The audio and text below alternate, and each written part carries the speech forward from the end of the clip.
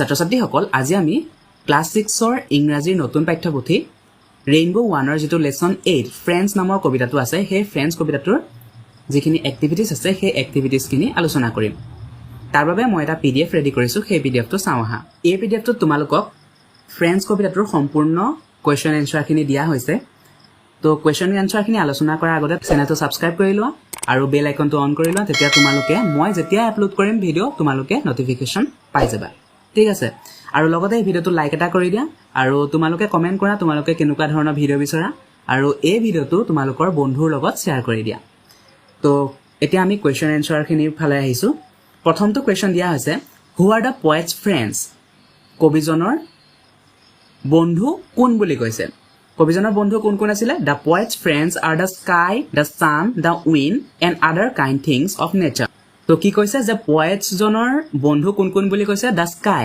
আকাশখন দা সান সূৰ্যটো দা উইন্ড বতাহজাক and other kind things of nature প্ৰকৃতিৰ আন বিভিন্ন বস্তুখিনি কবিৰ ফ্ৰেন্ড বা বন্ধু বুলি কৈছে what is the sky like আকাশখন দেখিবলৈ কেনেকুৱা হৈছিল আকাশখন ইয়াৰ এনসাৰটো হ'ব দা স্কাই ইজ লাইক আ kind big smile Ben sweetly over the poet মানে কবিৰ ওপৰত বেকাকৈ পৰি যোৱা এটা দয়ালু ডাঙৰ হাঁহিৰ দৰে আকাশখন হৈ পৰিছিল what does the sunshine do সানশাইনে কি কৰিছিলে সানশাইন মানে হৈছে সূৰ্যৰ পোহৰ সেই সূৰ্যৰ পোহৰে কি কৰিছিলে the sunshine flickers through the leaves and kisses the poet upon the face like her mother before bed মানে sunshine flickers through the leaves মানে কি কৈছে যে পাতৰ মাজেৰে সূৰ্যৰ পোহৰ যা জিলমিলাই আহিছিলে এণ্ড কিচ মানে হৈছে চুমা দিয়া আৰু পয়েটক বা কবিজনক চুমা দিছিলে আপন দা ফেচ মুখত চুমা দিছিলে like her mother before bed মাকে যিদৰে কবিক বিছনালৈ যোৱাৰ আগতে চুমা দিয়ে ঠিক সেইদৰে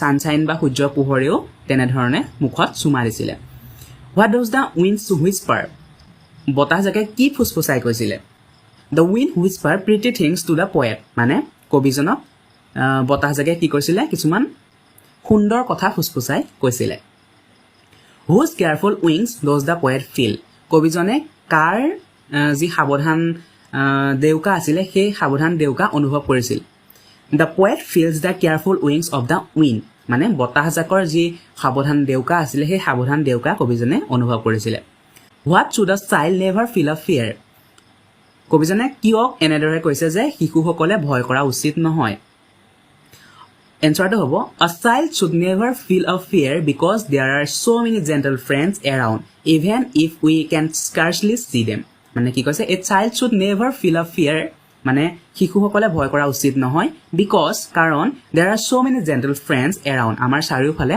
বিভিন্ন ধৰণৰ কি আছে দয়ালু নম্ৰ বন্ধু আছে even if we can scarcely see them যদিও তেওঁলোকক আমি দেখা নাপাওঁ Can you consider the sky, the sunshine and the wind as your friends?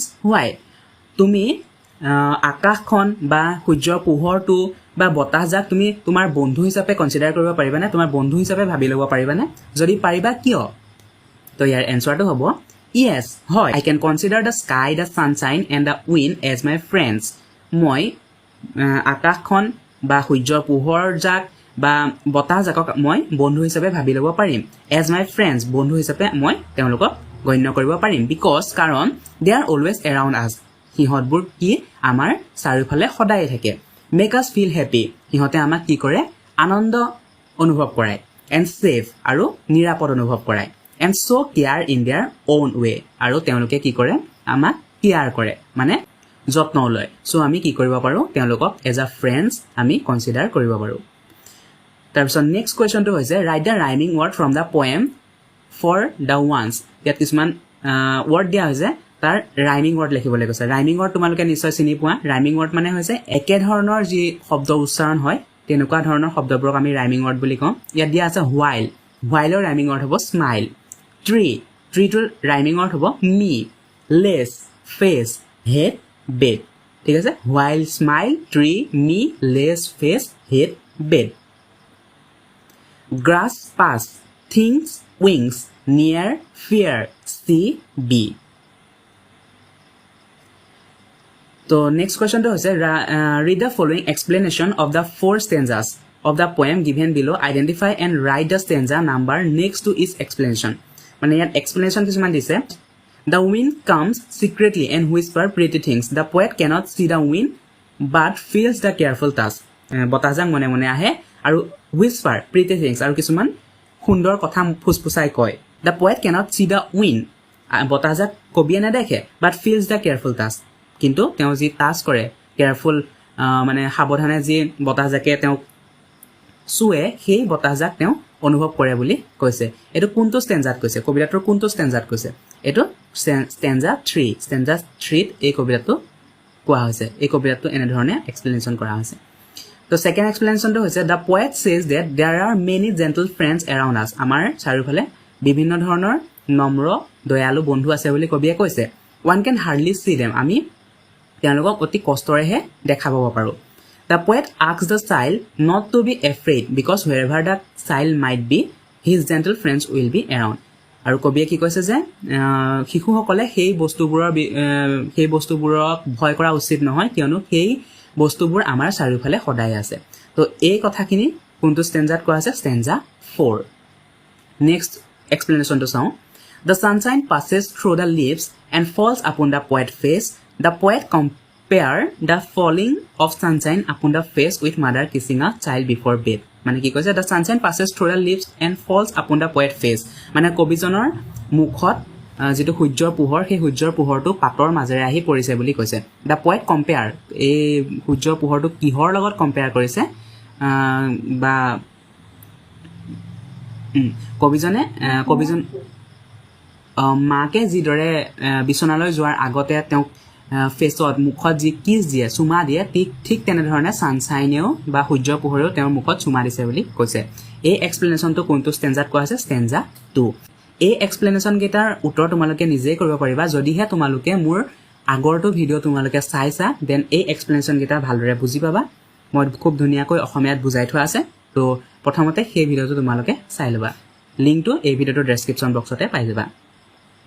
Next explanation to কৈছে the poet lies under a tree and looks at the sky through it. The sky is like a kind big smile bent sweetly over the poet. মানে কি কৈছে the poet lies over under a tree মানে গছ এজোপাৰ তলত কবি শুই আছে বুলি কৈছে আৰু আকাশখনলৈ চাই আছে.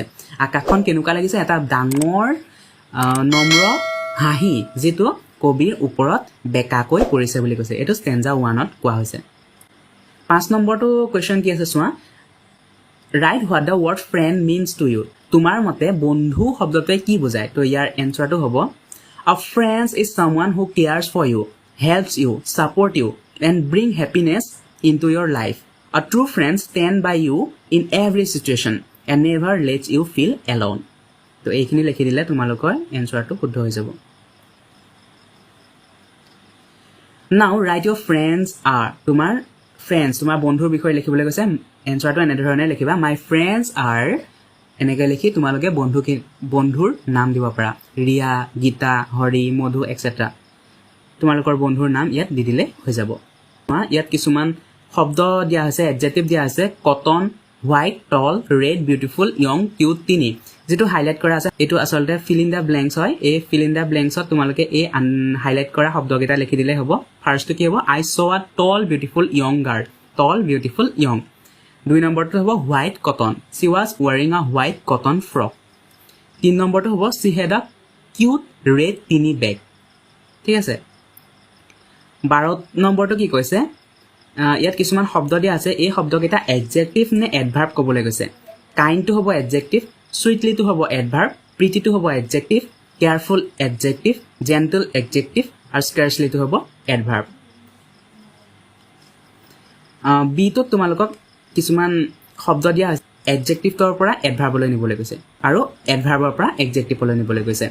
ইয়াত ফাৰ্স্ট ৱৰ্ডটো আছে কাইণ্ড. তো কাইণ্ডলি হ'ব, সুইটলি টো হ'ব সুইট, প্ৰিটি টো হ'ব প্ৰিটিলি, কেয়াৰফুল কেয়াৰফুলি, জেন্টল জেন্টলি, স্কাৰ্চলি স্কাৰ্চ. 13 নম্বৰটোত কোৱা হৈছে তোমালোকৰ যেটো কাৰেক্ট ভাৰ্ব হেতু বাছি উলিয়াবলৈ কৈছে যেটো ফিউচাৰ একচনক শো কৰে. তো ইয়াত ফাৰ্স্ট বাক্যটো আছে the poet will look up through the tree. ইয়াত তোমালোকৰ যেটো ভাৰ্ব হ'ব হেতু হ'ব উইল লুক আপ.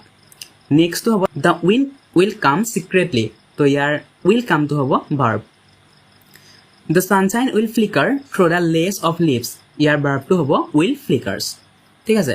তো এই পিডিএফটো তোমালোকক যদি লাগে এই পিডিএফটো ডাউনলোড কোড কৰিব পাৰিবা মোৰ টেলিগ্ৰাম চেনেলত পাৰিবা আৰু মোৰ হোৱাটছআপ চেনেলত দুইটা চেনেলৰ লিংক এই ভিডিঅ'টোৰ ডেছক্ৰিপশ্যন বক্সত দিয়া হৈছে তো তাৰ পৰা গৈ তোমালোকে চেনেলটো জইন হৈ ল'বা আৰু পিডিএফটো পাই যাবা সেই পিডিএফটো ডাউনলোড কৰি এই পিডিএফৰ পৰা তোমালোকে নোট ডাউন কৰিব পাৰিবা ঠিক আছে তো এয়াই আছিল আজিৰ ভিডিঅ'টো যদি ভিডিঅ'টো ভাল পালা তেন্তে এটা লাইক দি দিবা আৰু এই ভিডিঅ'টো তোমাৰ ফ্ৰেণ্ডছৰ লগত শ্বেয়াৰ কৰি দিবা লগতে চেনেলটো ছাবস্ক্ৰাইব কৰি থবা আৰু কাষতে থকা বেল আইকনটো অন কৰি ল'বা থেংক ইউ